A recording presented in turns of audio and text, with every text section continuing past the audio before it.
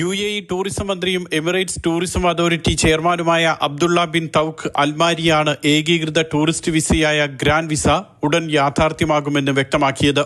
ഈ വർഷം അവസാനത്തോടെ പരീക്ഷണാടിസ്ഥാനത്തിൽ വിസ നൽകി തുടങ്ങാനാണ് ആലോചന. പോരായ്മകൾ പരിഹരിച്ച് അടുത്ത വർഷത്തോടെ വിസ വിതരണം ആരംഭിക്കും. ഓൺലൈനായിട്ടായിരിക്കും വിസയ്ക്കുള്ള അപേക്ഷ സ്വീകരിക്കുക.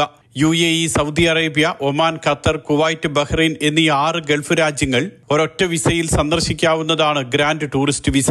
അവസാന അംഗീകാരത്തിനായി കാത്തിരിക്കുകയാണെന്ന് Gulf cooperation council secretary general Jasim Al Budaiwi നേരത്തെ പ്രഖ്യാപിച്ചിരുന്നു. ഗൾഫ് രാജ്യങ്ങൾ തമ്മിലുള്ള ബന്ധം ശക്തിപ്പെടുത്താനും വിനോദസഞ്ചാര മേഖലയ്ക്ക് കരുത്തു പകരാനും ഏകീകൃത ടൂറിസ്റ്റ് വിസ സഹായിക്കുമെന്ന് അബ്ദുള്ള ബിൻ തൗക്ക് അൽമാരി അഭിപ്രായപ്പെട്ടു. ഗൾഫ് രാജ്യങ്ങളിലെ ആഭ്യന്തരമന്ത്രിമാരുടെ യോഗത്തിലും നേരത്തെ ഇക്കാര്യം ചർച്ച ചെയ്തിരുന്നു.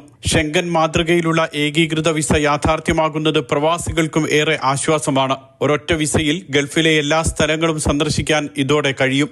Mathrubhumi news, Dubai.